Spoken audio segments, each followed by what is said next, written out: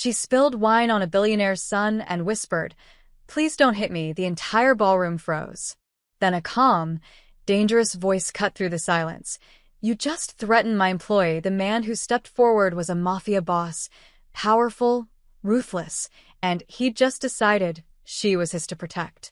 That one accident made her the most untouchable woman in New York. Clara Rossi's hands trembled as she balanced the silver tray loaded with champagne flutes. The crystal glasses clinked softly with each step across the ballroom floor of the Riviera Grand Hotel.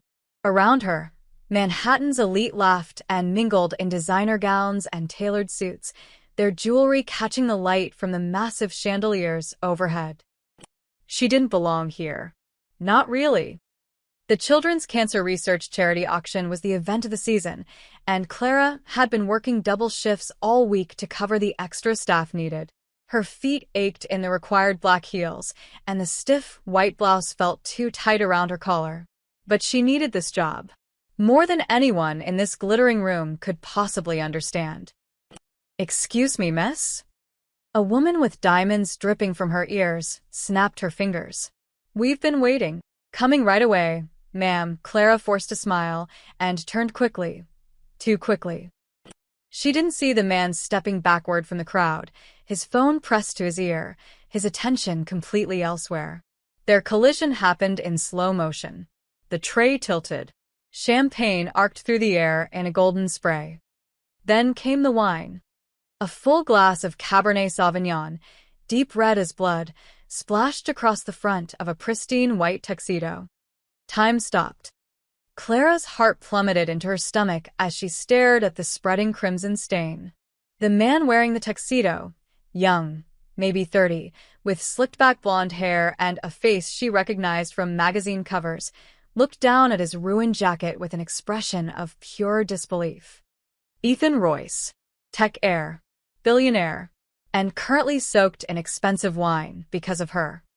"Oh my God," Clara gasped, her tray clattering to the floor. "I'm so sorry, sir." "I'm so sorry." "Let me." She grabbed a napkin from a nearby table and reached toward him, but his hand shot out and clamped around her wrist like a vice. "Do you have any idea who I am?" His voice was low and venomous. The conversations around them died. Heads turned. Clara felt 100 pairs of eyes lock onto her. I'm sorry, Mr. Royce. It was an accident. Please, I'll pay for the cleaning." "Pay for it." He laughed, a harsh sound that made her flinch. "This tuxedo costs more than you make in 6 months, you stupid little." "Please." The word came out as a whisper. Clara felt tears burning behind her eyes, felt her body starting to shake the way it always did when someone yelled at her.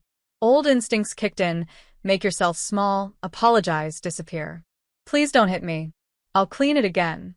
I'll fix it, I promise. Please." The words tumbled out before she could stop them.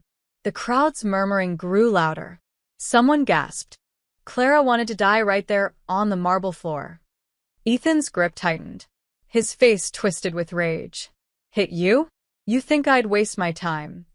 You just threatened my employee." The voice cut through the ballroom like a blade, deep, calm, and absolutely glacial. Everyone turned. A man stood from a table near the windows, unfolding from his chair with the kind of unhurried grace that suggested he'd never rushed for anything in his entire life.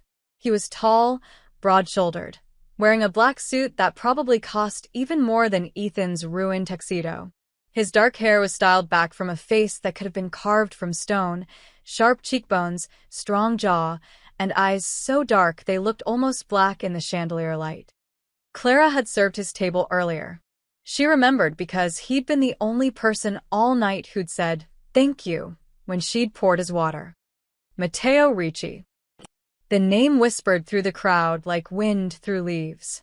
Clara didn't know much about him, only that he owned half the commercial real estate in Manhattan and had a reputation for being ruthless in business. He donated to charity. He appeared at all the right events. But there was something about him that made people nervous.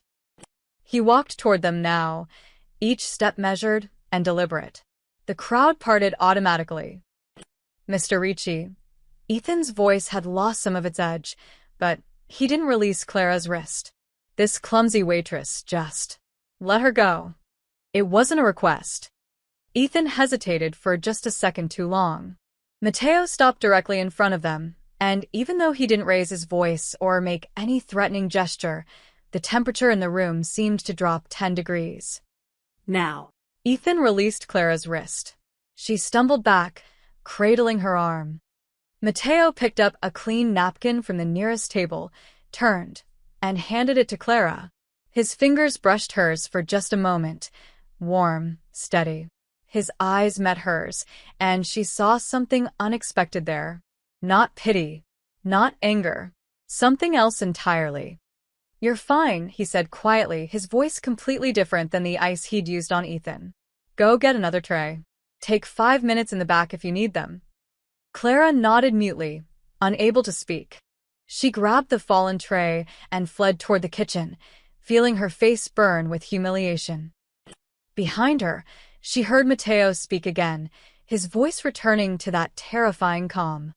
"You might want to learn to speak to people without making them shake, Royce. Especially when 300 witnesses are watching. Or can't Daddy's PR team fix everything?" The crowd erupted in barely suppressed whispers. Clara pushed through the kitchen doors and leaned against the wall, her whole body trembling. She'd just been defended by one of the most powerful men in New York. She should feel grateful. So why did his words, "You just threatened my employee," sound less like rescue and more like a warning to everyone else in that room? And why had his eyes, when they met hers, looked at her like she was something he'd just decided to keep?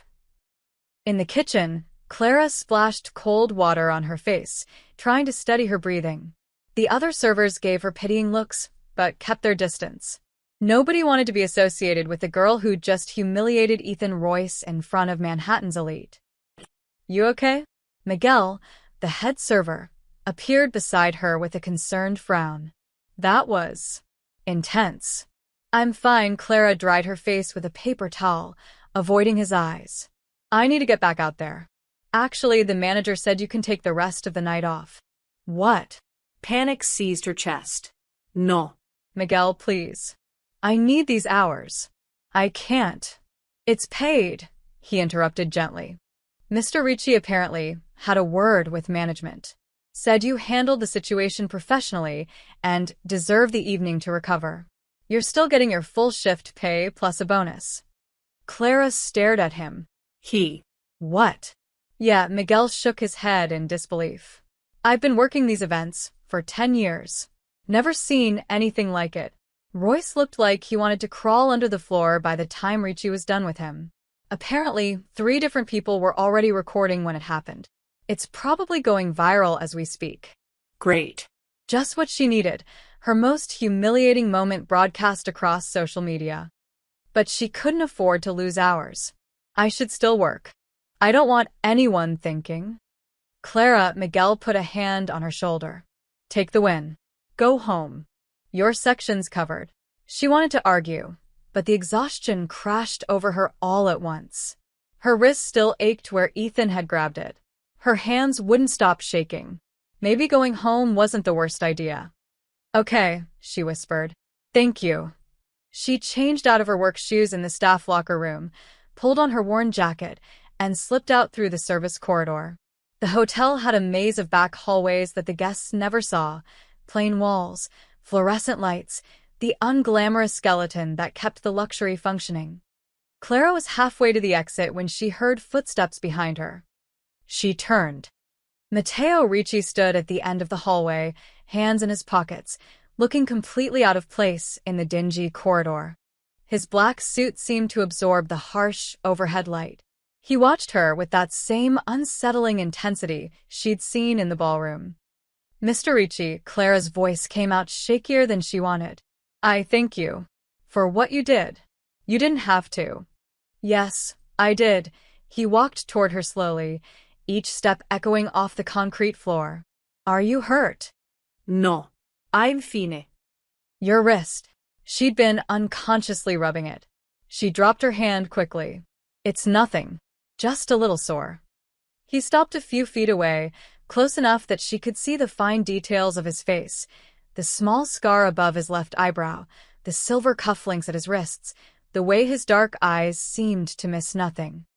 What Royce did was unacceptable, Mateo said quietly. What he said to you is worse. I've already made sure the hotel management knows you're not at fault. I heard. Thank you, Clara shifted uncomfortably. But I should probably go. It's late and… What you said to him, Mateo's voice stopped her mid-sentence. About not hitting you. That wasn't just a figure of speech, was it? Clara's blood went cold. She'd hoped no one had caught that the words had been lost in the chaos. But of course he'd heard. He seemed like the type of man who heard everything. I don't know what you mean, she lied. Yes, you do. His expression didn't change, but something flickered in his eyes. Not pity. She couldn't have stood pity. Something more like recognition. Someone hurt you before. Someone made you afraid. It wasn't a question. Clara felt tears threatening again and hated herself for it. She'd spent 3 years building walls, learning to stand on her own, trying to forget. And this stranger had seen through all of it in 30 seconds. I should go, she repeated, stepping back. Wait, Mateo reached into his jacket and pulled out a business card. If anyone gives you trouble, Royce or anyone else, call this number. Clara took the card automatically. Heavy stock, simple black lettering. Mateo Ricci. Ricci Enterprises. A phone number. Nothing else. I don't understand, she said. Why would you help me? You don't even know me. Don't I? He tilted his head slightly, studying her. You work 2 jobs to support your family. You're putting your brother through college. You haven't taken a sick day in 18 months. You eat lunch in the stairwell because you can't afford the staff cafeteria prices. Should I go on? Clara felt like the floor had dropped out from under her. How do you? I make it my business to know things. Mateo stepped closer, and this time she didn't back away. His voice dropped to something almost gentle, though no less dangerous. Don't worry. No one touches what's mine. The words hung in the air between them. Yours, Clara whispered. I don't understand. You will. He stepped past her toward the exit, then paused and looked back. And Clara? That video of tonight? It's already been removed from every platform. As far as the internet is concerned, it never happened. How is that possible? A ghost of a smile touched his lips. I told you. I know things. I fix things. He pushed open the door, letting in the cool night air. Get home safe. Then he was gone, leaving Clara standing alone in the fluorescent-lit hallway, clutching a business card and trying to understand what had just happened. For the first time in 3 years, someone had defended her in public, had made her feel protected instead of pitiful. But protection from Mateo Ricci felt less like a gift and more like a trap slowly closing around her. And the terrifying part, she wasn't sure she wanted to escape. Mateo sat alone in his penthouse office, the lights of Manhattan glittering through the floor-to-ceiling windows behind him. On his computer screen, the video played for the 3rd time. He'd had Raphael scrub it from every public platform within an hour of the incident, but not before securing a private copy. Mateo always kept records. Information was currency, and you never knew when you'd need to spend it. The footage was shaky, shot on someone's phone from across the ballroom, but clear enough. He watched Clara stumble backward after the collision, watched the wine splash across Royce's tuxedo in slow motion. Watched Ethan grab her wrist with enough force to make Mateo's jaw tighten. Then came her voice, small and terrified. Please don't hit me. I'll clean it again. Mateo paused the video on her face. She looked so young in that moment, so utterly vulnerable. Her dark eyes were wide with fear, her whole body trembling like a cornered animal expecting a blow. Something twisted in his chest, an emotion he hadn't felt in years. Not quite anger, though there was plenty of that directed at Royce. Not quite pity, because Clara Rossi was stronger than she looked. He'd seen that in her eyes later in the hallway. No, this was something else. Something dangerous. Admiration. She'd been terrified, humiliated in front of hundreds of people, and yet she'd still tried to fix the situation. Still apologized. Still maintained her dignity even while begging not to be hurt. That took a kind of courage that most people in that ballroom would never understand. And that phrase, "Please don't hit me," told him everything he needed to know about her past. Someone had taught her to expect violence. Someone had made her believe she deserved it. Mateo closed the laptop with more force than necessary. He poured himself 2 fingers of scotch and walked to the windows, looking out over the city he'd spent 20 years claiming as his own. He'd built his empire on information, leverage, and knowing exactly which strings to pull. He'd learned young that power wasn't about violence, it was about control. About knowing more than everyone else in the room. About making people understand that crossing you came with consequences they couldn't afford. Ethan Royce had crossed a line tonight. Not with him. Mateo couldn't care less about some spoiled tech heir's opinion. But threatening Clara, hurting her, making her shake like that was unacceptable. Raphael had already sent over the preliminary report on the Royce family's business dealings. Mateo would read it tomorrow, find the pressure points, and squeeze until Ethan understood exactly what happened to people who touched things that belonged to Matteo Ricci. Because Clara was his now, whether she understood that yet or not. He decided at the moment she looked up at him with those frightened eyes and whispered "thank you." The moment he'd felt that unfamiliar pull in his chest that meant he'd found something rare. Something worth keeping. Mateo took a slow sip of scotch, watching his reflection in the dark glass. He'd protect her. Shield her from whatever storms were coming. Give her the security she so desperately needed. And if that made him possessive, controlling, dangerous, well, he'd never pretended to be anything else. Across town, Clara climbed the 4 flights of stairs to her apartment, her feet aching and her mind still spinning from the night's events. The building was old, with peeling paint and a permanent smell of cooking oil in the hallways, but it was affordable. Barely. She and her younger brother Lucas split the rent on the 1-bedroom unit, and even then, it took both their paychecks and Clara's second job at the coffee shop to make ends meet. She unlocked the door to find the apartment dark. Luca was working his night shift at the campus library. Good. She didn't want to explain why she was home early, or what had happened at the hotel. Clara dropped her bag on the couch and kicked off her shoes, finally letting herself breathe. The business card Mateo had given her was still in her pocket.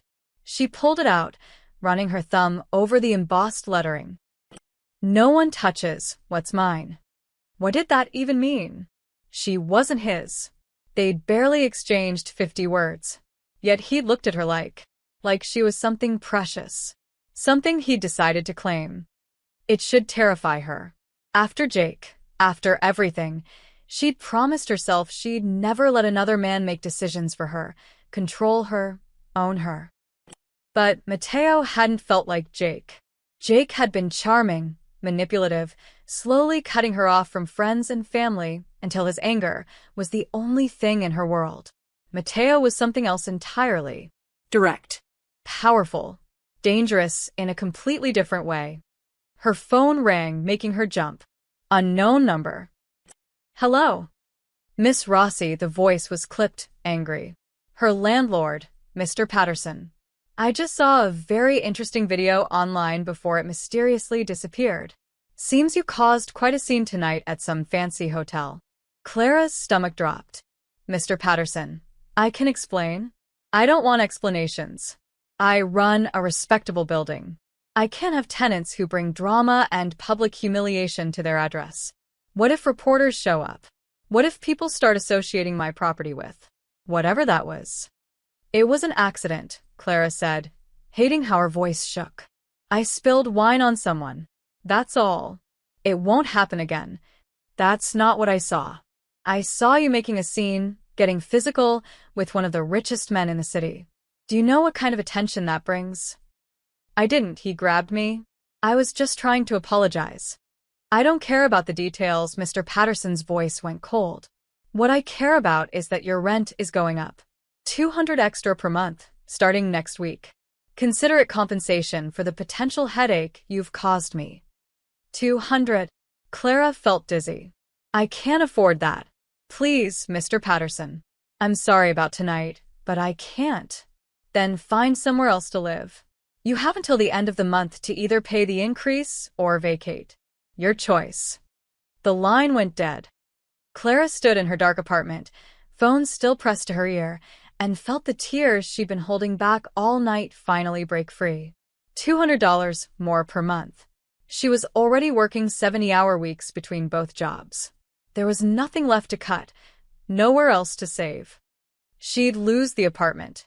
She and Luca would have to move somewhere even worse, somewhere farther from his college and her work. Or maybe they'd end up back in Jersey with their aunt, sleeping on her couch, feeling like failures all over again. Clara sank onto the worn sofa and cried, for the humiliation, for the fear, for the impossible weight of trying to keep everything together when the world kept finding new ways to crush you. And somewhere in the back of her mind, she thought about the business card on the coffee table. About a man who fixed things. About how dangerous it might be to call that number. The next morning, Mateo sat across from Rafael Torres in his downtown office. Rafael had been his consigliera for 12 years, part lawyer, part investigator, part fixer. If Mateo was the face of Ricci Enterprises, Rafael was the shadow that made sure everything ran smoothly behind the scenes. Tell me about the girl, Mateo said, sliding a photo across the desk. Clara's employee ID from the hotel, printed from the file he'd already pulled. Rafael picked up the photo, his scarred eyebrow lifting slightly. The waitress from last night? I already scrubbed the video like you asked. What else do you need? Everything. Background, family, finances, associates. I want to know who she is. Boss, Rafael set down the photo carefully. With all due respect, this seems like more than just cleaning up after the Royce situation. It is. Is she in trouble? Not yet. Mateo leaned back in his chair. But I want to know if she will be. Run the full background. Quietly. Rafael studied him for a long moment, then nodded. Give me 4 hours. 2. Of course. Rafael stood, gathering his tablet. Anything specific I should focus on? Mateo thought about Clara's trembling hands, her worn jacket, the exhaustion in her eyes. Debts. Look for debts. Rafael returned in 90 minutes. He placed a thick folder on Mateo's desk and sat down without being invited, which meant the news was either very good or very bad. Given his expression, Mateo suspected the latter. Clara Marie Rossi, Rafael began, flipping open the folder. 26 years old. Born in Newark, raised in Jersey City. Parents died in a car accident when she was 21. Drunk driver hit them on Route 78-inch. Mateo felt something tighten in his chest.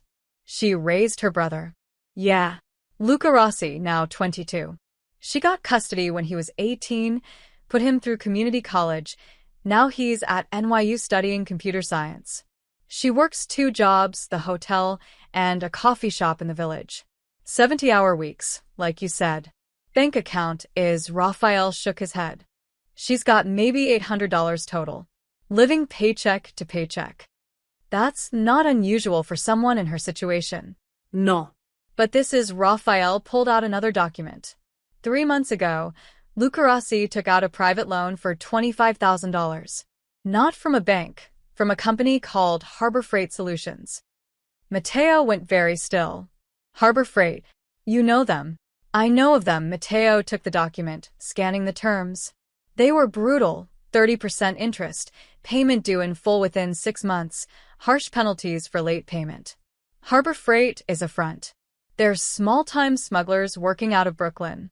They move electronics, stolen goods, whatever pays. But they also launder money for bigger operations. Your rivals, Rafael said quietly. Sometimes Mateo's mind was already racing through the connections. Harbor Freight had ties to the Volkov organization, a Russian syndicate that had been trying to muscle into his territory for years. They used legitimate-seeming businesses to trap people in debt, then leveraged that debt for various purposes, moving illegal goods, hiding money, providing alibis. Why would a college kid need $25,000? Mateo asked. Rafael pulled out another page. Gambling. Luca Rossi got in over his head playing online poker. Started small, thought he could win it back, classic spiral. By the time he realized how deep he was, he owed money to some very unpleasant people. Harbor Freight offered him a solution. One loan to cover all his debts. Manageable terms. Manageable, Matteo's voice was flat. At 30% interest with a 6-month deadline, he'd need to pay back $32,000. Where's a college student going to get that kind of money? He's not. His sister is. Raphael met Matteo's eyes.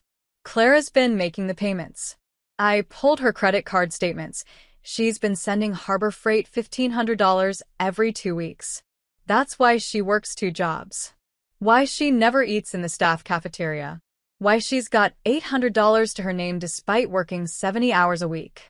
Matteo felt a cold fury building in his chest. Not at Clara or her foolish brother. At the system that had trapped them.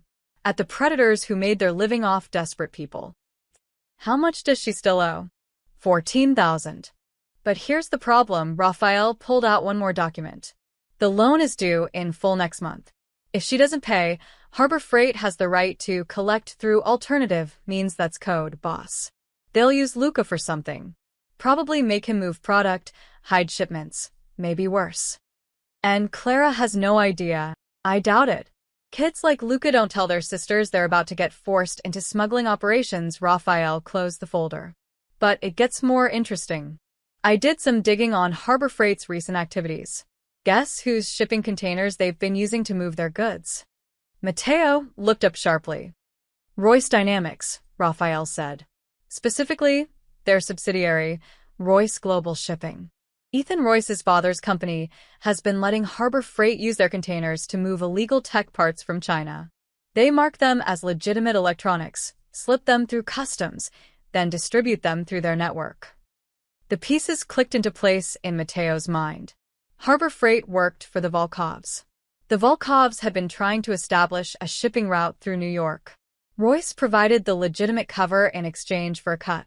And somewhere in this web of criminal enterprise, Clara Rossi was caught, working herself to death to pay off a debt that was funding his enemies. They're planning something, Matteo said quietly. You don't trap a college kid in debt unless you need him for something specific.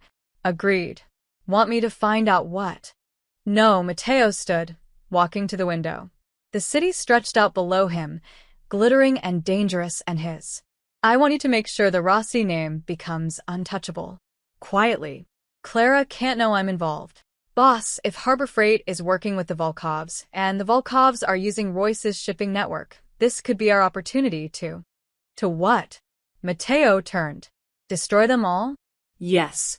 But not at the expense of an innocent woman who's already sacrificed everything for her family. Raphael was quiet for a moment. You care about her. I care about justice, Matteo corrected. But even as he said it, he knew it wasn't quite true. He cared about Clara specifically, about the way she'd looked at him in that hallway, about her quiet strength, about the fact that she was trapped in his world without even knowing it. She was caught in the same web he'd spent his life weaving. And somehow, that made her his responsibility. Find out what Harbor Freight is planning with Luca, Matteo ordered. And Raphael? Make sure nothing happens to either of them. Whatever it takes. Understood. Raphael stood to leave, then paused at the door. For what it's worth, boss. She's lucky you found her when you did. After Raphael left, Matteo stood at the window for a long time, thinking about Clara crying in that hallway, about her brother's debts, about the trap slowly closing around them both. He'd built his empire on knowing everyone's secrets, on leveraging information for power. He'd never felt guilty about it before. But looking out at the city now, all he could think about was a frightened waitress with kind eyes who'd been working herself to death to save a brother who was already lost. Not anymore. Matteo Ricci protected what was his. And Clara Rossi, whether she knew it yet or not, was his. 3 days passed before Matteo saw Clara again. He'd stayed away deliberately, giving Raphael time to work, letting his own unexpected obsession cool into something more manageable.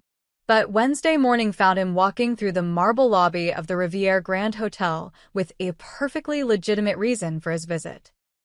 He owned 17% of the hotel's parent company.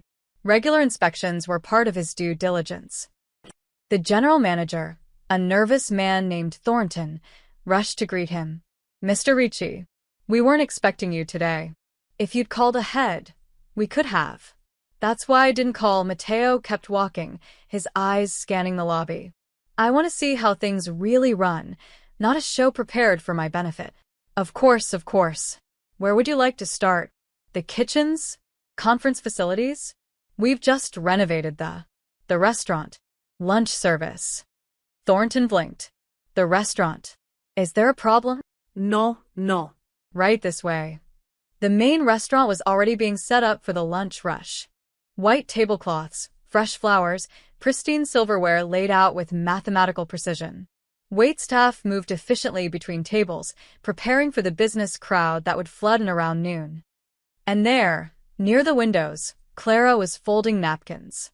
She wore the same black skirt and white blouse uniform as the other servers, her dark hair pulled back in a neat bun. But Matteo would have recognized her anywhere. The delicate curve of her neck, the way she bit her lower lip while concentrating, the grace in her movements despite the exhaustion that still shadowed her eyes. She hadn't seen him yet. "Mr. Thornton," Matteo said quietly. "I'd like a few minutes alone to observe. Wait in the lobby." "But sir, if you have questions, I'll find you if I need you." Thornton hesitated, then nodded and retreated. The other staff members noticed Matteo's presence and suddenly became very busy with tasks in other parts of the restaurant. Within 30 seconds, only Clara remained, still focused on her napkins, unaware that the room had emptied around her. Matteo walked toward her table, his footsteps silent on the carpeted floor. "Doesn't it bother you," he said quietly, "that they all talk about you now?" Clara's hands stilled. She looked up slowly, and her eyes widened when she recognized him. "Mr. Ricci." "Matteo." She set down the napkin she'd been folding, straightening her spine. "I didn't know you were coming today. Mr. Thornton usually tells us when we're having a VIP inspection." "That defeats the purpose of an inspection." He gestured to the chair across from her. "May I?" "It's your restaurant," she said softly. "You can do whatever you want." True. But he found himself waiting for her permission anyway. After a moment, she nodded, and he sat her down. Up close, he could see the faint circles under her eyes, the way her uniform hung a bit looser than it should. She wasn't eating enough. Still working herself to exhaustion. "You didn't answer my question," Matteo said. "About people talking?" Clara's jaw tightened slightly. "Everyone talks. That's what people do. They whisper about the clumsy waitress who spilled wine on Ethan Royce and then got defended by." She paused. "By you." "Does it bother you?" "Which part? That I made a mistake in front of hundreds of people? That I embarrassed myself? Or that I became some kind of charity case?" There was an edge to her voice now, a spark of something beneath the careful politeness. Matteo leaned forward slightly, intrigued. "You're not a charity case." "Really?" Clara picked up another napkin, her fingers working automatically even as she spoke. "Because that's what it feels like. Everyone's been different since that night. Miguel gives me the best sections. Mr. Thornton approved my time-off request without any questions. Even the other servers are being nice to me now." She finally looked up at him, and her dark eyes were steady despite the emotion in her voice. "They all think I needed saving." "You did." "No," the word came out firmly, surprising them both. Clara took a breath, seeming to gather her courage.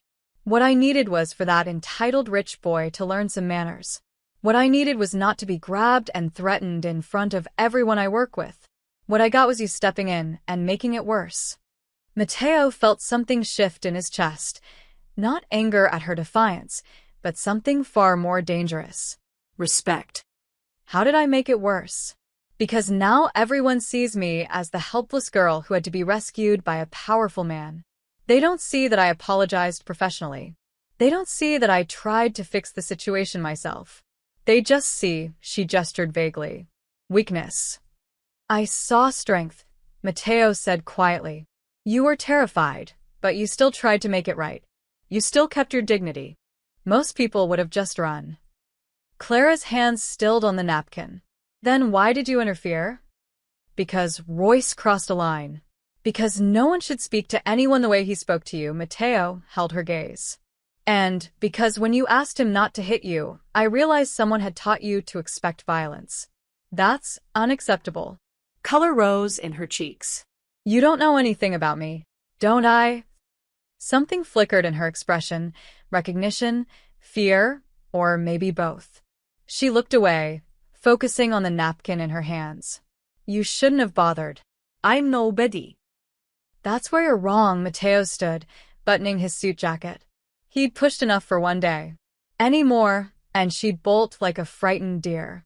You're not nobody, Clara. And whether you believe it or not, you didn't need saving that night. You just needed someone to even the playing field. He started to walk away, then paused and looked back. She was watching him now, confusion, and something else written across her face.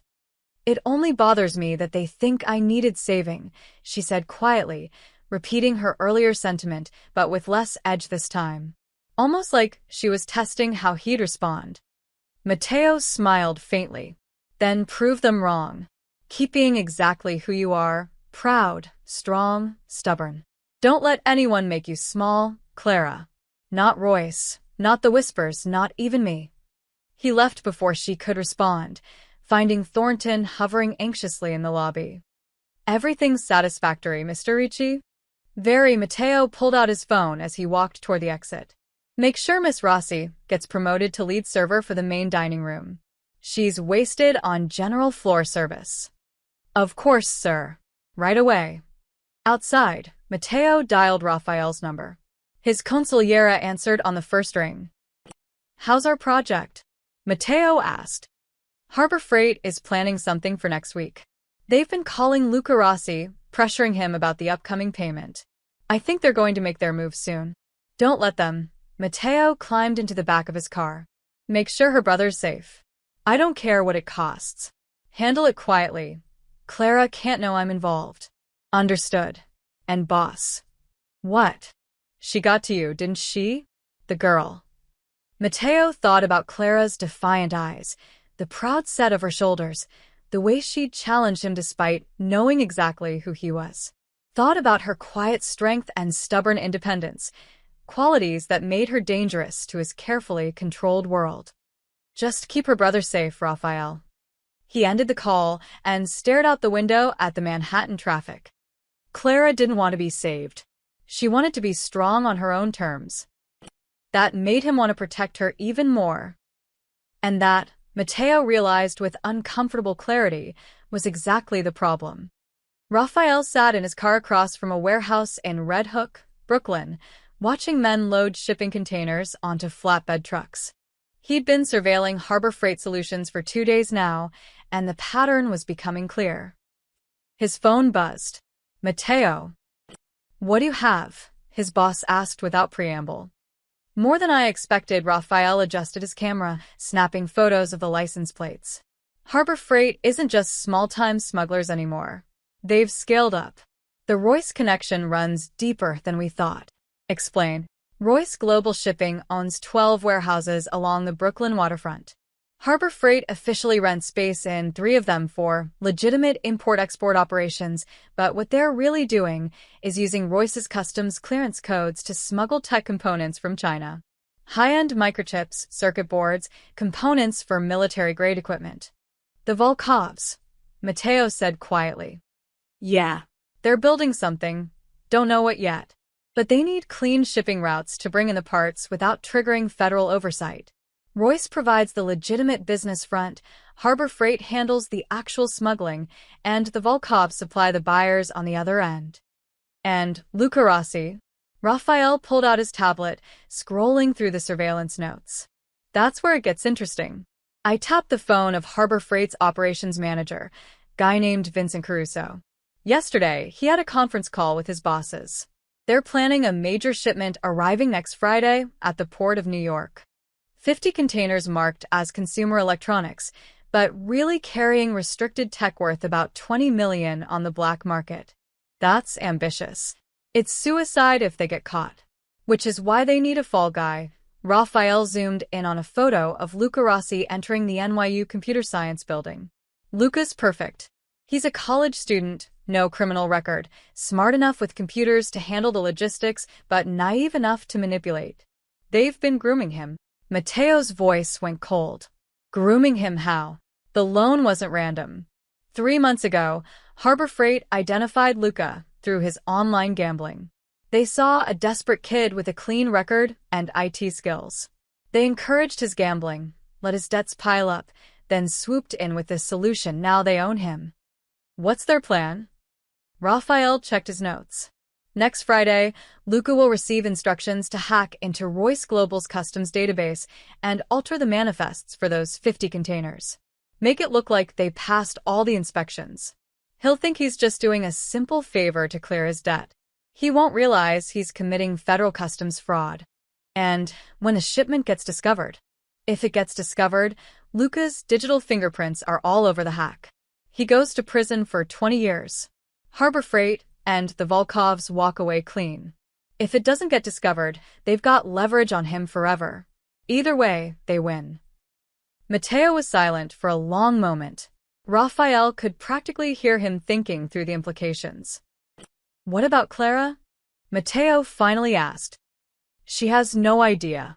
Luca's been lying to her about where the money's going. She thinks she's paying down a legitimate student loan. Raphael paused. Boss, if we expose this operation, we take down Harbor Freight, damage the Volkov supply chain, and implicate Royce Global in federal smuggling charges. It's everything we've been working toward.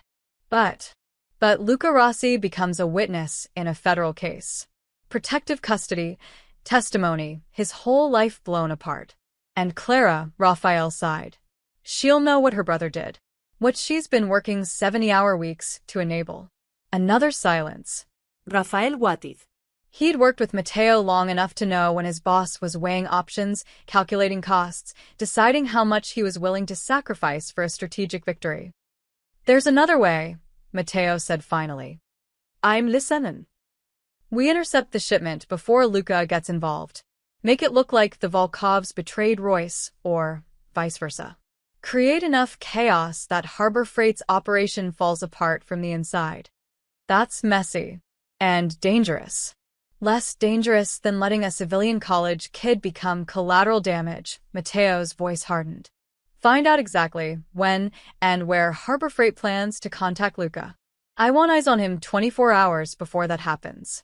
If anyone approaches him, we move first. Raphael made notes on his tablet. What about the debt? Even if we stop the shipment, Luca still owes Harbor Freight $14,000. They'll just find another way to leverage him. No, they won't. Because the debt is going to disappear. Boss, I know what you're going to say. That it'll look suspicious. That Clara will ask questions. I don't care. Matteo's tone left no room for argument. Make the debt vanish, Raphael. I want it erased from every database, every record, every piece of paper. As far as Harbor Freight is concerned, Luca Rossi never existed. That kind of deep scrubbing takes resources. Money. We're talking about falsifying financial records, bribing officials. I don't care what it takes. Do it. Raphael nodded slowly, even though Matteo couldn't see him. You're declaring war. On the Volkovs, on Royce, on everyone connected to this operation. All to protect one girl and her idiot brother. I'm protecting an innocent woman from being destroyed by a world she didn't choose to enter, Matteo corrected. The fact that it gives me an excuse to destroy my enemies is just convenient.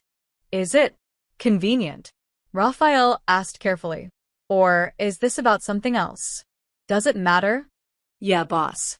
It does. Because if you're doing this for strategic reasons, that's business.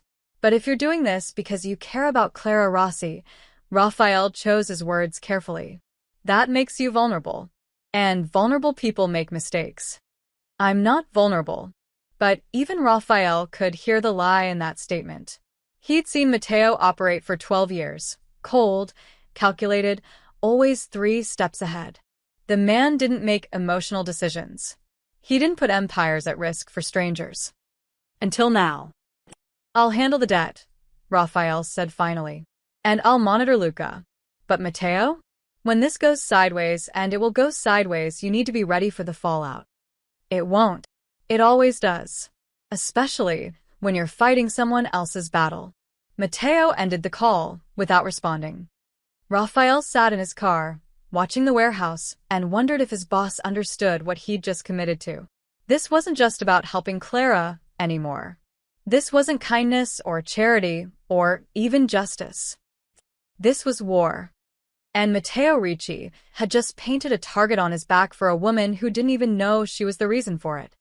Raphael pulled out his phone and started making calls.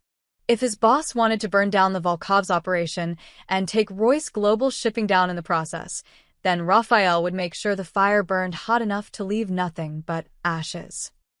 But he couldn't shake the feeling that when the smoke cleared, Matteo himself might be standing in the wreckage. Some women, Raphael thought, were worth dying for. He just hoped Clara Rossi was worth what Matteo was about to risk. Thursday evening. Clara's shift at the hotel had run 2 hours over because of a last-minute corporate event. By the time she changed out of her uniform and stepped outside, the October rain was coming down in sheets. She stood under the hotel's narrow awning, watching water stream off the edge, and calculated. The bus stop was 3 blocks away. Her apartment was another 40 minutes after that. She had her coffee shop shift in the morning at 6. If she got home by 11, she'd have maybe 6 hours of sleep. If she didn't get pneumonia first. Clara took a breath, pulled her thin jacket tighter, and stepped into the rain. She made it half a block before she heard the car. A black Mercedes pulled up beside her, moving slowly to match her pace. The passenger window rolled down, and Matteo Ricci looked out at her with an expression that was equal parts amused and exasperated. Get in, he said. I'm fine, Clara called back, still walking. Rain plastered her hair to her face. The bus stop is just 3 blocks away. I know. And you'll be soaked by the time you get there. Then you'll wait 20 minutes in wet clothes, then ride 40 minutes home while shivering. He reached across and opened the passenger door from inside. Get in, Clara. She stopped walking. Water ran into her eyes. Every practical bone in her body screamed that getting into a car with Matteo Ricci, a man she barely knew, a man who'd made it clear he considered her his in some undefined, terrifying way, was a terrible idea. But it was raining. She was exhausted. And something about the way he looked at her made her feel safe even when her instincts said she shouldn't. Clara got in the car. The interior was warm, leather seats soft beneath her. Classical music played quietly from the speakers, something with piano that she didn't recognize. Matteo pulled back into traffic without comment, and Clara realized he was waiting for her to give him her address. I live in Alphabet City, she said quietly. Avenues C and 8th. He nodded, turning at the next light. They drove in silence for a few blocks, and Clara became acutely aware of how out of place she looked, dripping wet in her cheap jacket, smelling like hotel kitchens and exhaustion, sitting in a car that probably cost more than she'd make in 5 years. You shouldn't be walking home this late, Matteo said finally. I don't have much choice. The hotel's on 57th. My apartment is downtown. Public transit is what I can afford. That's not safe. Clara almost laughed. Most of my life isn't safe, Mr. Ricci. That's just how things are. Matteo, he corrected, glancing at her. And it doesn't have to be that way. Doesn't it? The words came out more bitter than she'd intended. Maybe it was the exhaustion. Maybe it was the rain. Maybe it was 3 years of barely keeping her head above water while the world kept trying to drown her. You live in a different world than I do. You probably don't even remember the last time you rode a city bus or worried about making rent. You're right, he said simply. I don't. But that doesn't mean I don't understand struggle. Something in his tone made her look at him. Really look at him. In the dim light of the car, his profile was sharp and strong, but there was something else there. Something that suggested Matteo Ricci hadn't always been the powerful man behind the wheel of a Mercedes. How did you, Clara stopped herself. It wasn't her business. Never mind. How did I get here? He smiled faintly. You can ask. I built my first business when I was 19, buying foreclosed properties and flipping them. Not glamorous. I learned young that information is power, that knowing what other people need gives you leverage. I was good at it. And now you own half of Manhattan. Some of it he turned onto Houston Street, heading east. The rest I'm still working on. Despite everything, Clara felt her lips twitch into an almost smile. Then reality crashed back in, and the smile faded. My brother owes money, she heard herself say. The words tumbled out before she could stop them, pulled out by exhaustion and the strange safety of the dark car and this man who seemed to see through all her defenses. A lot of money. To some very bad people. Mateo's hands tightened slightly on the steering wheel. How much? 14,000 $. He took out a loan for gambling debts. He was stupid and desperate, and her voice cracked. He's 22. He made a mistake. But I'm the one paying for it now. Literally. That's why I work 2 jobs. That's why I can't afford to eat in the staff cafeteria or take sick days or... She pressed her hands to her face. I'm sorry. You don't need to hear this. How long do you have? The loan is due next month. If I can get a few more months, maybe I can... No. Clara looked at him sharply. What? Mateo pulled over to the curb in front of her building, putting the car in park. He turned to face her fully, and his dark eyes were intense in the streetlight filtering through the rain. You won't have to pay, he said quietly. But don't ask me how. Clara's heart started pounding. What does that mean? It means your brother's debt will be cleared. Soon. And you don't need to know anything more than that. I don't understand. You can't just... Then it hit her. The power, the influence, the way people looked at him with fear and respect. The way he'd made a viral video disappear overnight. Oh my God. What are you? Someone who helps people I care about, Mateo said simply. By doing what? Threatening people? Hurting them? Clara felt panic rising in her chest. I don't want anyone hurt because of me. I don't want. Clara, he reached out and gently took her hand. His fingers were warm, steady, anchoring. Look at me. She did. His eyes were calm, but beneath that calm was something steel-hard and absolutely immovable. No one will be hurt, he said. But your brother's debt will disappear. You'll be free of it. That's all you need to know. Why? Clara whispered. Why would you do this for me? You don't even know me. Don't I?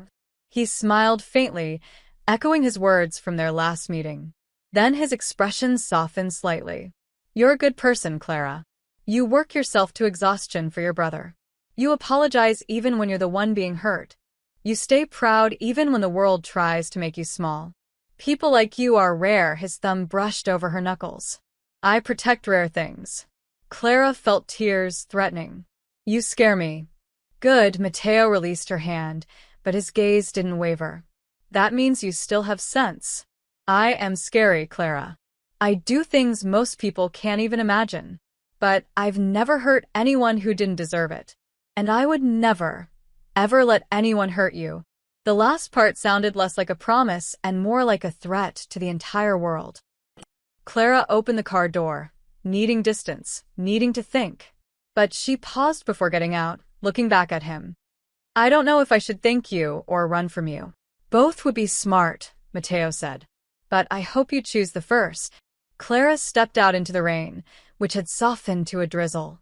She stood there for a moment, watching him watch her through the window. Then she leaned down. Mateo? Yes. My brother can know. Whatever you do, he can never know I told you or that you helped. He's proud. Stupid, but proud. It would destroy him. Mateo nodded slowly. He'll never know. You have my word. Clara wanted to believe him. Wanted to trust that this powerful, dangerous man who'd claimed her as his without permission was actually the white knight he seemed to be. But as she watched him drive away, disappearing into the Manhattan night, she couldn't shake the feeling that she'd just made a deal with the devil. And the terrifying part was how much she hoped he'd keep his promise. That same night, while Clara slept in her small apartment, Mateo's men moved through Brooklyn like shadows. Raphael had assembled a team of 6 professionals who'd worked for Mateo for years, who understood that discretion was more valuable than violence. They wore dark clothes, no identifying marks, and carried weapons they hoped they wouldn't need to use. The Harbor Freight warehouse was tucked between 2 legitimate shipping companies on a quiet stretch of the Red Hook waterfront. At 2 in the morning, only 2 guards were on duty, both smoking cigarettes by the loading dock. Raphael's team disabled the security cameras first, a simple remote hack that made the footage loop on a 10-minute delay. Then they moved. Inside the warehouse, Vincent Caruso sat in his makeshift office, counting cash from the week's operations. He was a thick man with greedy eyes, the kind who'd sell his mother if the price was right. Next to him, another man Raphael recognized from surveillance photos, Anton Volkov's lieutenant. They were discussing the upcoming shipment. Luca Rossi's name came up 3 times. Raphael nodded to his team. They moved silently, professionally. Within 30 seconds, both men were on the floor, hands zip-tied behind their backs, guns pressed to their heads. "Don't move. Don't speak." Raphael crouched in front of Caruso. "I'm only going to say this once. The Rossi debt? It's gone. You're going to erase every record, every file, every piece of paper that says Luca Rossi owes you money. You're going to forget you ever heard his name." Caruso's eyes widened. "Do you know who you're?" Raphael pressed his gun against the man's temple. "I know exactly who you work for. I also know that if you ever contact the Rossis again, if you even drive past their apartment building, I'll make sure the Volkovs find out you've been skimming 20% off every shipment for the past 6 months. The color drained from Caruso's face. "That's not, I haven't. I have bank statements that say otherwise. Documents with your signature. Video of you moving cash into offshore accounts." Raphael smiled coldly. "Want me to send them to Anton? Or would you rather just forget the Rossi family exists?" Caruso swallowed hard. "The debt's cleared." "Good choice." Raphael stood, nodding to his team. They pulled Caruso to his computer, made him delete every file related to Luca Rossi, then had him sign documents stating the debt had been paid in full. One of Raphael's men copied the hard drive, ensuring they'd have proof if Caruso ever tried to renege. The Volkov lieutenant started to protest, but Raphael cut him off with a look. "Tell your boss the Ricci territory is off limits. That includes anyone with the last name Rossi. Consider this your only warning." They were out of the warehouse in 12 minutes, leaving Caruso and the lieutenant tied up for the guards to find. By the time anyone called the police, Raphael's team was gone, and all evidence of their presence had been erased. Raphael called Mateo from the car. "It's done. The debt's cleared, the records are destroyed, and Harbor Freight understands that touching the Rossis would be a fatal mistake. Any complications?" "None." Caruso cooperated once he understood the alternative. The Volkov lieutenant looked like he wanted to argue, but he'll deliver the message. "And Luca?" "Safe. He never knew we were there." Raphael paused. "Boss, the shipment's still coming on Friday. Harbor Freight will need a new fall guy. Let them scramble. Without the Rossi connection, they'll have to find someone else or delay. Either way, we've bought time." Mateo's voice was satisfied. "Send the letter to Clara tomorrow.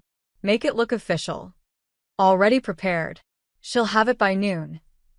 Friday morning, Clara was pulling on her coffee shop uniform when she heard the mail slot clink. Bills, probably. More demands for money she didn't have. She almost didn't check it. But something made her walk to the door, made her pick up the single envelope lying on the worn carpet. It was official-looking, thick paper, typed address, no return information. Clara's hands shook as she opened it. "Dear Ms. Rossi, this letter serves as official notification that the loan account #HF47832 in the name of Luca Rossi has been paid in full as of October 16, 2025. The outstanding balance of $14,24700 has been satisfied. No further payments are required. All records of this debt have been cleared from our systems. Please consider this matter permanently closed. Arbor-Frecht solution. Clara read it 3 times. Then 4. Her vision blurred with tears she didn't try to stop. Paid in full. $14,000. Just. Gone. It didn't make sense. She'd only made the last payment 2 weeks ago. There was no way, unless Luca had somehow found the money. But he was barely making minimum wage at the library. He couldn't have. A clerical error. It had to be. Some computer glitch, some mistake in their system. But the letter looked legitimate. Official letterhead, signature, account number. Everything. Clara sank onto the couch, clutching the paper like it might disappear if she let go. For the first time in 3 months, she felt like she could breathe. The crushing weight that had been sitting on her chest, the panic of calculations, the constant fear, the exhaustion of working herself to death for a debt that never seemed to shrink, all of it lifted. She started to cry. Real, ugly, relieved sobs that shook her whole body. They were free. Luca was free. She wouldn't have to work 70-hour weeks anymore. She could sleep. She could eat actual meals. She could stop living on the razor edge of disaster. Outside her building, Matteo sat in his car, watching her window. He couldn't see her from this angle, but he could imagine her face, the shock, the disbelief, the slow dawning of relief.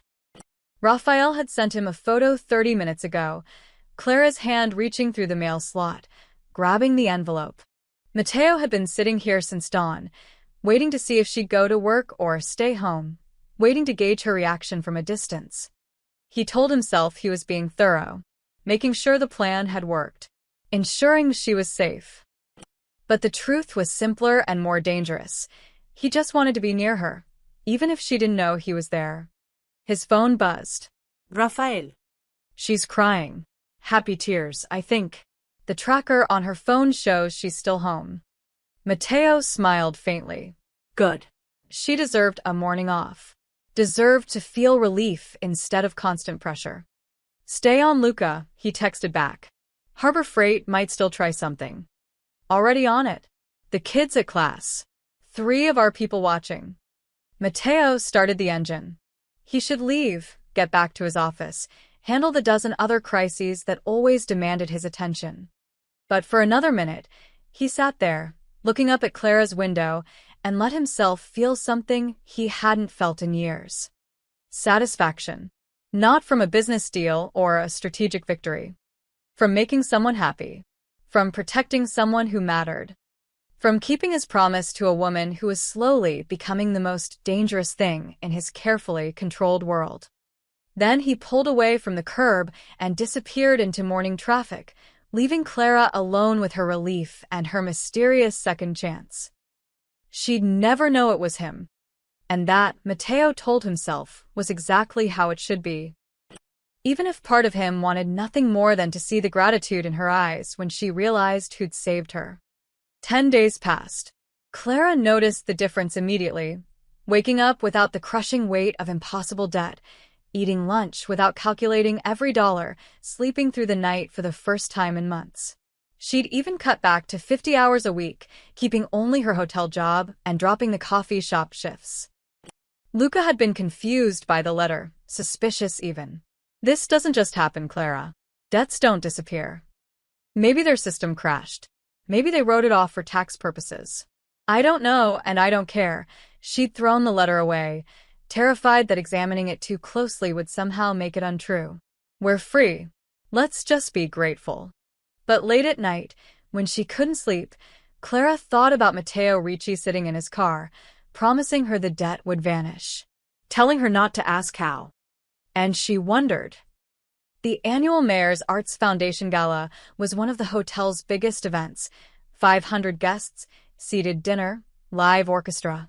Clara had been promoted to lead server for the main dining room, which meant she supervised her section and handled the VIP tables personally. She was reviewing the seating chart when Mr. Thornton appeared at her elbow, slightly flustered. Clara, change of plans. Mr. Ricci specifically requested you for his table tonight. Her heart skipped. Mr. Ricci is here? Table 12. Private corner, just him and 2 business associates. He asked for you by name. Thornton gave her an approving nod. Looks like your professionalism during that Royce incident made an impression. Don't mess this up. Clara smoothed her uniform, checking her reflection in a polished serving tray. She looked different than she had 2 weeks ago, less exhausted, more present. The dark circles under her eyes had faded. She stood straighter. She felt braver. Table 12 was tucked in an alcove with a view of the glittering ballroom but enough privacy for quiet conversation. Mateo sat with his back to the wall. She noticed he always positioned himself to see the entire room, dressed in a charcoal suit that probably cost more than her monthly rent. He looked up as she approached, and something flickered in his dark eyes. Recognition. Appreciation. Something else she couldn't quite name. Good evening, Mr. Ricci. Clara kept her voice professional. I'll be serving your table tonight. Clara, he said her name like it was something valuable. I was hoping they'd assign you. His companions, 2 older men in expensive suits, glanced between them with interest. Mateo introduced them as investors from Chicago, but Clara barely registered their names. She could feel his attention on her like heat. Can I start you with drinks? She asked, pulling out her notepad. They ordered scotch for the businessmen, sparkling water for Mateo. As Clara turned to leave, she heard one of the men chuckle. That's the girl from the video, isn't it? The one who dumped wine on Ethan Royce. She didn't dump it, Mateo said quietly. Royce walked into her. There's a difference. Clara's cheeks burned, but she kept walking. Of course they'd seen the video before Mateo had it scrubbed.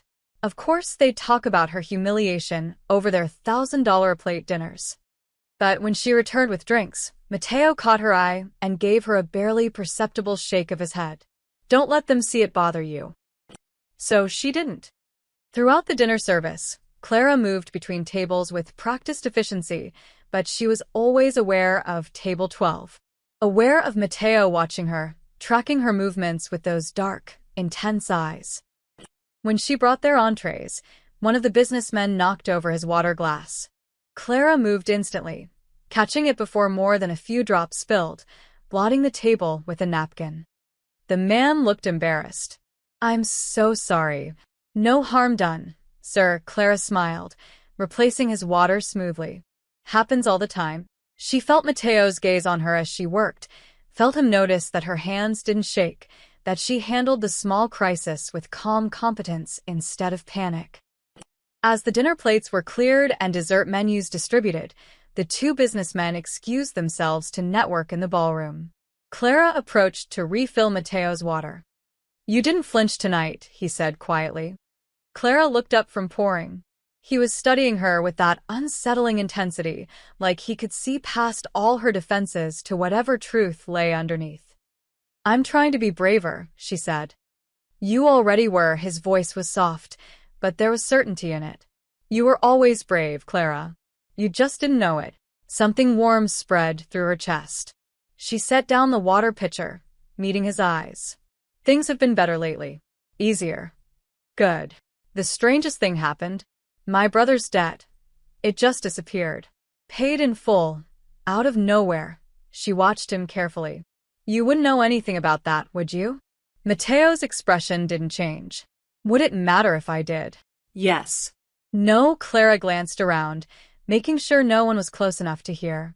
I don't know. I'm grateful, but I'm also terrified. Because if you did that for me, then I owe you. And I don't know what someone like you expects in return. Someone like me, Mateo repeated, something sharp in his voice. Powerful. Dangerous. The kind of man who can make debts disappear and videos vanish, and she stopped herself. I don't even know what you really do, Mateo. What you're involved in. Does it matter? Shouldn't it? He was quiet for a moment, his fingers tracing the stem of his water glass. When he looked up at her, his dark eyes were honest in a way that made her breath catch. I've never lied to you, Clara. I won't start now. Yes, I'm dangerous. Yes, I have power that I use in ways most people wouldn't approve of.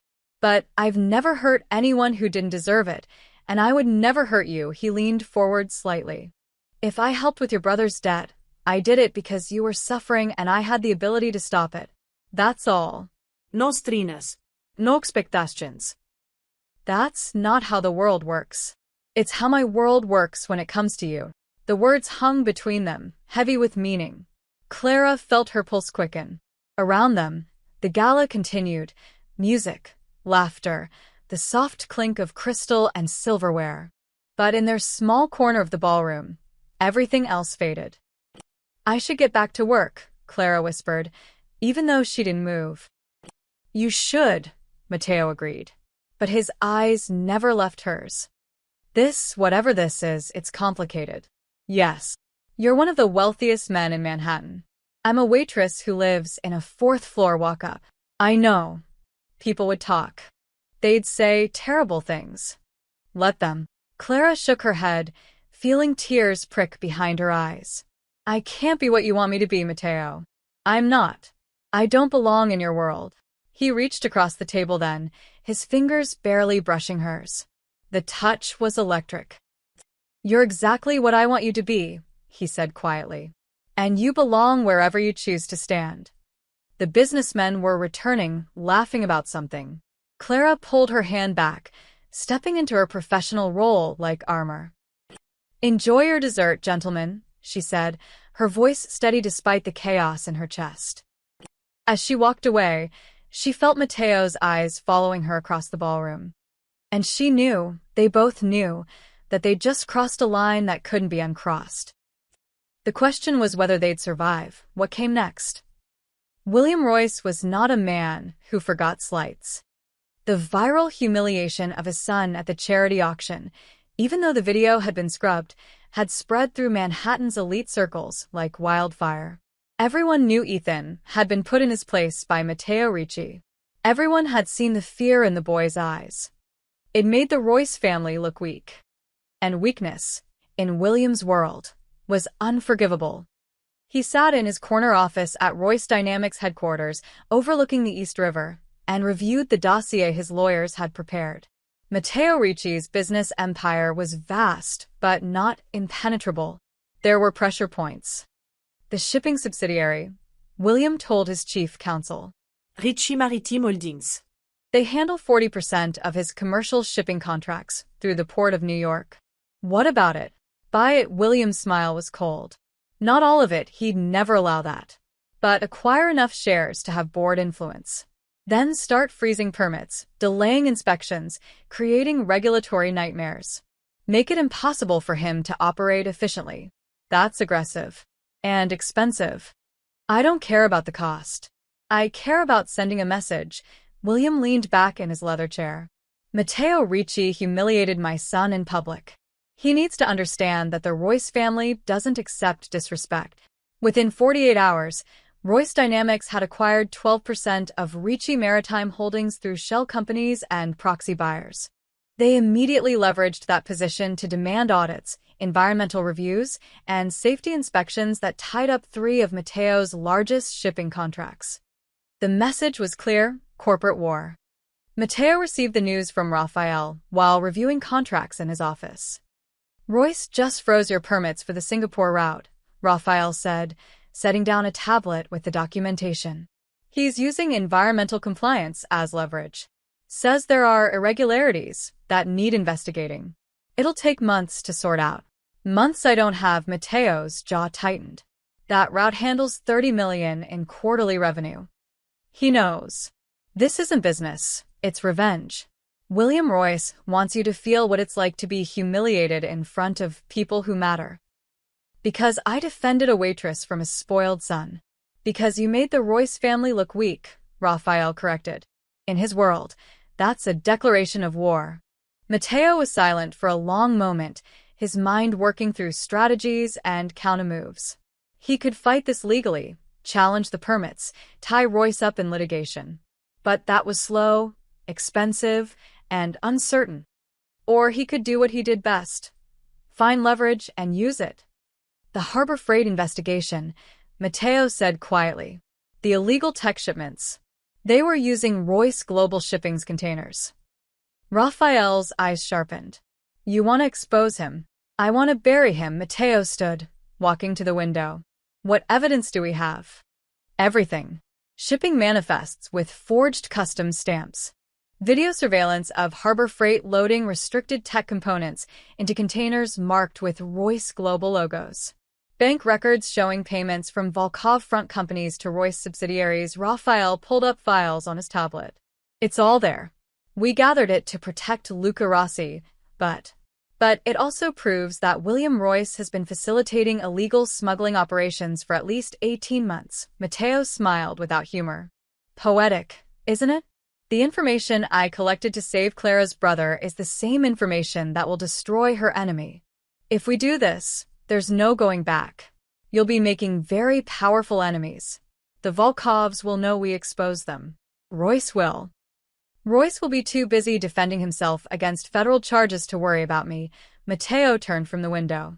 Send everything to the FBI. Anonymously. Make sure it looks like a whistleblower from inside Royce Global. The company will collapse. 20,000 employees, suppliers, subsidiary businesses. Innocent people don't use their shipping networks to smuggle military-grade electronics for Russian crime syndicates, Matteo said coldly. William Royce made his choice when he decided to play with criminals. The employees can find new jobs. The subsidiaries can be sold. But Royce himself? He'll be lucky if he avoids federal prison. Raphael nodded slowly. I'll handle it. But Matteo, Clara will see the news. She'll know Royce Dynamics is being investigated for the same smuggling network that trapped her brother. She's smart. She'll put it together. Let her. Matteo's expression softened slightly. Maybe it's time she understood exactly what I'm capable of. What I'm willing to do to protect what's mine. 3 days later, the story broke. The New York Times ran it first. Federal investigation launched into Royce Dynamics for alleged customs fraud and illegal tech smuggling. By noon, every major outlet had picked it up. By evening, Royce Dynamics stock had dropped 40%. The FBI had raided 3 Royce Global Shipping warehouses in Brooklyn. Agents had seized containers, computers, financial records. Whistleblower documents had revealed a pattern of forged customs forms, illegal shipments from China, and payments from suspicious overseas accounts. William Royce appeared on the courthouse steps, his lawyers flanking him, denying everything. But the evidence was overwhelming. Ethan Royce, shown in a candid photo looking pale and frightened, had been questioned for 6 hours about his knowledge of the family business operations. Clara saw the headlines on her phone during her break at the hotel. She stood in the stairwell, her usual quiet place, and read the articles with growing shock. Royce Global Shipping. Arbor Freight Solutions. Illegal tech components. Smuggling networks. The same Harbor Freight that had given Luca the loan. The same smuggling operation that would have trapped her brother if the debt hadn't mysteriously disappeared. The same Royce family whose son had grabbed her wrist and threatened her. And now they were being destroyed by an anonymous whistleblower with evidence so detailed, so perfectly documented, that it had to have come from someone with resources and access far beyond what any normal person could obtain. Clara's hands trembled as she dialed a number she'd memorized but never called. Matteo answered on the second ring. Clara, did you do this? Her voice shook. The Royce investigation. The evidence. Did you? Does it matter? Yes. Matteo, they're saying William Royce might go to prison. His company is collapsing. 20,000 people might lose their jobs because William Royce was facilitating smuggling operations that fund organized crime. Matteo interrupted quietly. Because he was using his legitimate business to move illegal goods for Russian syndicates. Because he attacked my business as revenge for me defending you, he paused. And yes, because the same network that destroyed his company is the network that tried to trap your brother. Clara closed her eyes. You did this for me. I did this for justice. The fact that it protects you is just convenient. That's not true. No, Matteo admitted. It's not. I did this because William Royce hurt what's mine. And I don't allow that. I'm not yours, Clara whispered. But even as she said it, she knew it was a lie. Aren't you? His voice was soft, dangerous, certain. Tell me, Clara, when you saw the news, who did you think of first? Who did you call? She didn't answer. Couldn't answer. That's what I thought, Matteo said gently. Go home. Get some rest. This will blow over in a few days. And you? What happens to you? Nothing. I'm just a concerned citizen who had nothing to do with this unfortunate investigation. Matteo. I told you, Clara. I protect what's mine. Even if you're not ready to admit what that means yet. He hung up. Clara stood in the stairwell, her phone still pressed to her ear, and tried to understand what she was feeling. Horror at the destruction Matteo had casually unleashed. Gratitude that he'd eliminated the people who'd threatened her brother. Fear of his power. And underneath all of it, warming her from the inside out, the dangerous, terrifying knowledge that she was falling for a man who could destroy empires with a phone call. A man who'd just proven he'd burn down the world to keep her safe. A week after the Royce scandal broke, Clara was setting up for lunch service when she overheard the conversation that changed everything. She'd gone to the storage room for extra linens, a cramped space behind the main kitchen where the hotel kept supplies. The door was slightly ajar, and voices drifted through from the hallway beyond. Told you it was handled, Rafael Torres. She recognized his voice from the few times he'd accompanied Matteo to the hotel. The debt's been cleared for 2 weeks now. No one's going to connect it to the boss. I'm just saying, if anyone looks into the Rossi situation, another man's voice, unfamiliar. They won't. We scrubbed everything. As far as Harbor Freight's records show, Luca Rossi paid off the loan himself. There's no paper trail leading back to Mr. Ricci. Clara's hands froze on the stack of tablecloths. The girl still doesn't know? The other man asked. No. And the boss wants it that way. He was very clear. Clara Rossi can never find out he was the anonymous donor who cleared her brother's debt. She's got too much pride. She'd push him away if she knew. 25 grand to help some waitress he barely knows. The boss must really. Watch what you say. Raphael's voice went hard. She's not some waitress, and if you value your job, you'll remember that. Their footsteps moved away, leaving Clara standing alone in the storage room, her heart pounding so hard she thought it might crack her ribs. Anonymous donor. $25,000. Her brother's debt. Matteo. She'd suspected, of course. Had wondered after that conversation in his car, after the mysterious letter. But hearing it confirmed, hearing the actual words, made it real in a way that stole the breath from her lungs. He'd lied to her. Not directly, but by omission. Had looked her in the eyes and let her believe it was a clerical error, a stroke of luck, anything but what it really was. A rich man buying control over her life. Clara set down the linens with shaking hands and pulled out her phone.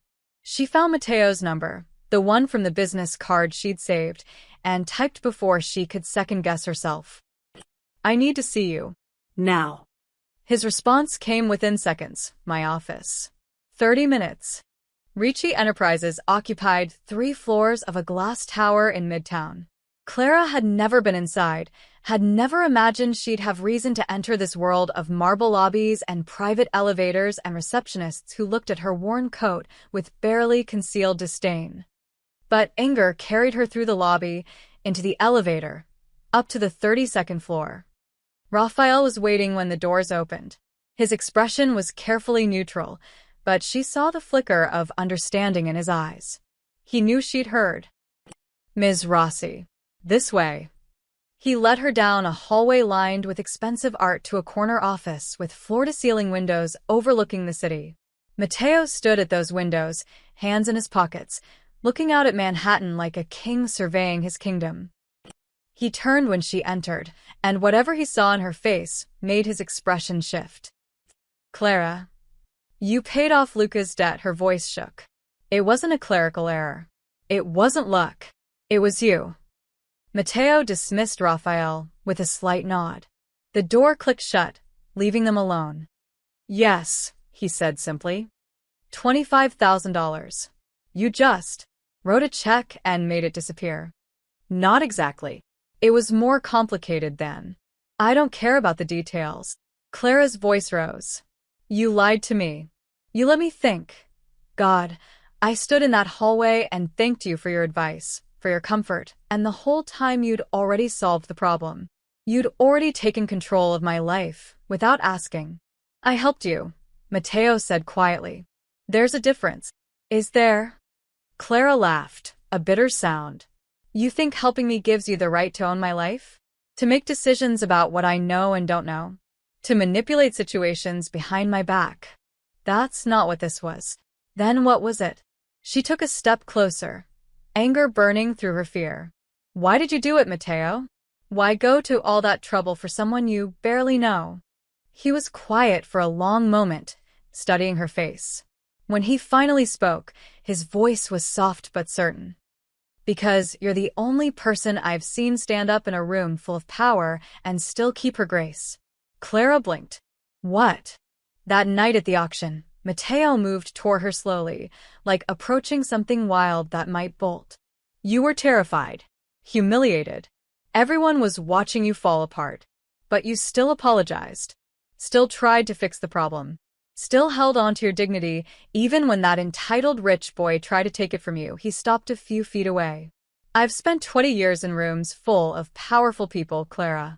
And I've never seen anyone as strong as you were in that moment. So you decided to save me? No. I decided you deserved someone in your corner. Someone who could even the odds. His dark eyes held hers. You were drowning, working yourself to death for a debt that wasn't even yours. I had the ability to stop that. Why wouldn't I? Because I didn't ask you to. Because it wasn't your choice to make. You're right, the admission surprised her. I should have told you. Should have given you the choice. But Clara, if I told you I wanted to pay off your brother's debt, would you have let me? She opened her mouth to say yes, then closed it. Because the truth was she wouldn't have.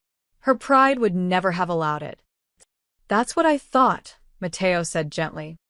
Tears burned behind Clara's eyes. You can't control everything. You can't fix my life without permission and expect me to be grateful. I don't expect gratitude. I never did. Then what do you expect? Nothing. He stepped closer still, and she could smell his cologne, something expensive and woodsy. I expect nothing from you, Clara. No repaymente, no obrigação, no debt. I helped because I wanted to, because seeing you suffer was unacceptable to me. That's all. That's not all, her voice dropped to a whisper. You said I was yours. You said no one touches what's yours. That's not help, Matteo. That's possession. Yes, he admitted. It is. And I won't apologize for it. From the moment you looked up at me with those frightened eyes and still tried to stay strong, you became mine. Whether you accept that or not. Silence filled the office. Outside, the city hummed with life.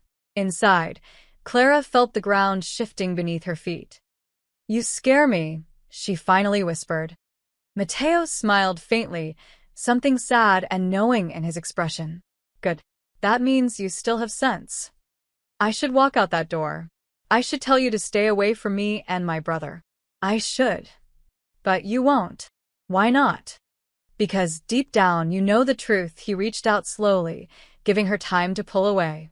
When she didn't, his fingers brushed her cheek with impossible gentleness. You're tired of being alone. Tired of fighting every battle by yourself. And as terrifying as I am, as wrong as this probably is, part of you wants to lean on someone who's strong enough to carry the weight. Clara closed her eyes, a tear sliding down her cheek. This is insane. Yes. You're dangerous. Yes. I can't trust you. You can. His thumb caught the tear, wiping it away. I've never lied to you about what I am, Clara. I'm ruthless.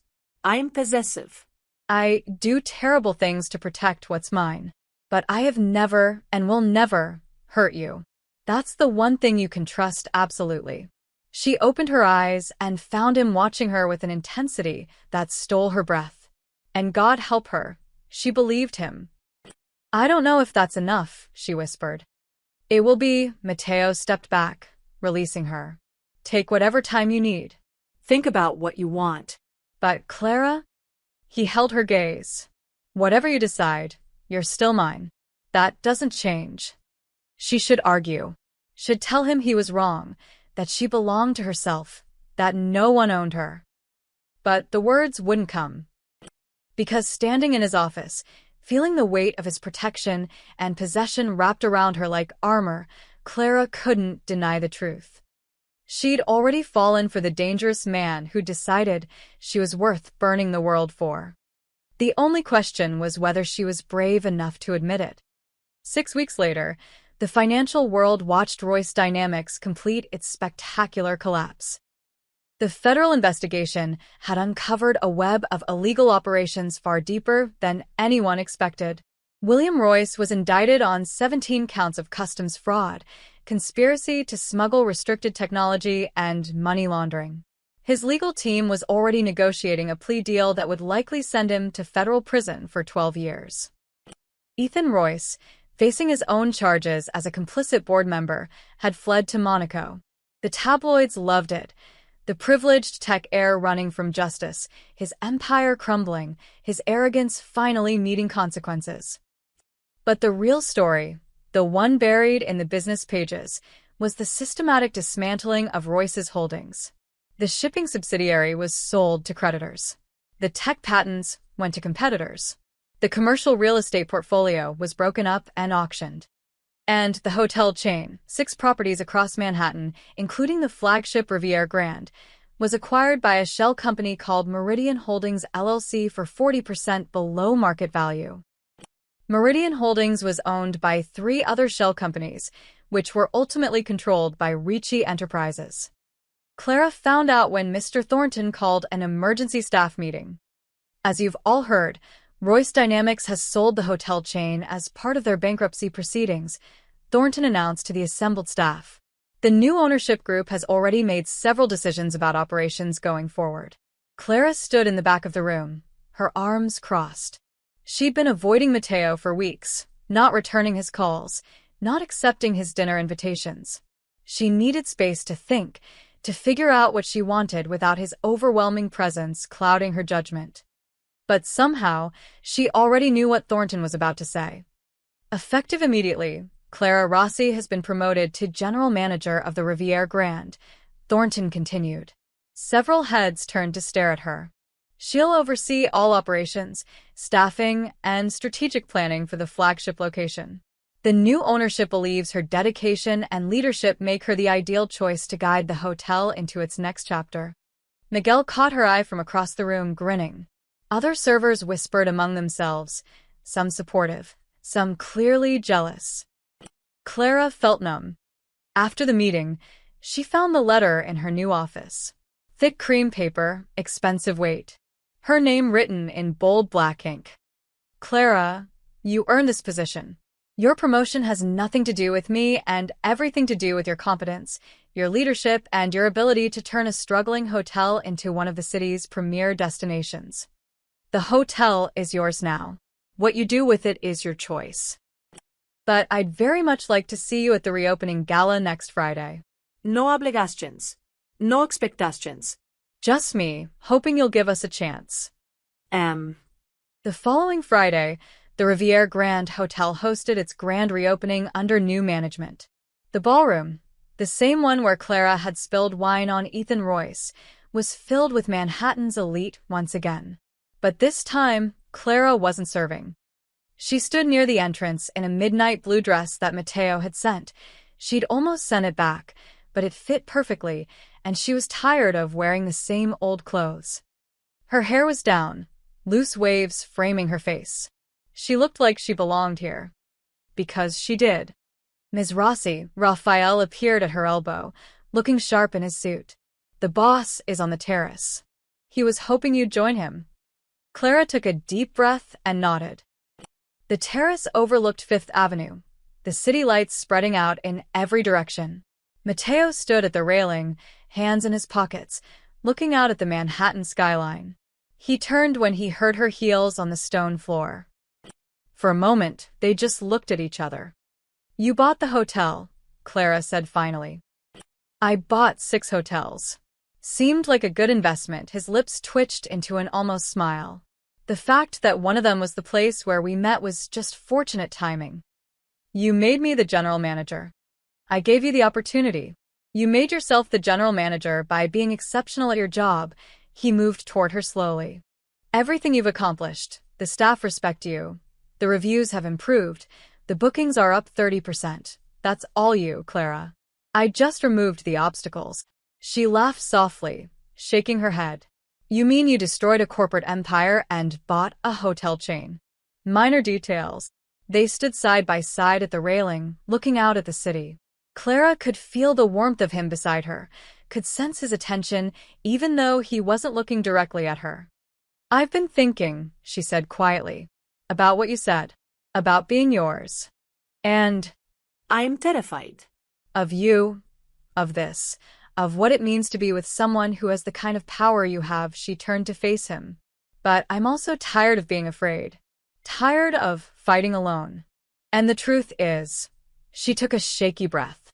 The truth is, I feel safer with you than I've felt in years.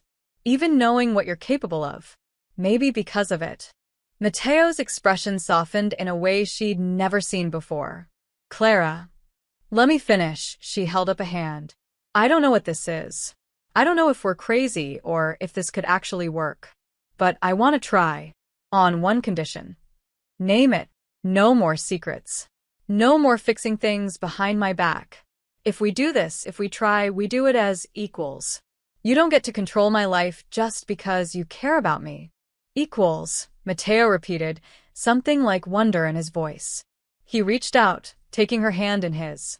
I can do that. Though I should warn you, my instinct will always be to protect you. To fight your battles. It's who I am. I know. And I'm telling you now, I don't need you to fight my battles. I need you to stand beside me while I fight them myself. She squeezed his hand. Can you do that? For you? Mateo pulled her closer until they were standing inches apart. I'll try. Though I make no promises about not destroying anyone who hurts you. Clara laughed, a real, genuine laugh that felt like freedom. I suppose I can live with that.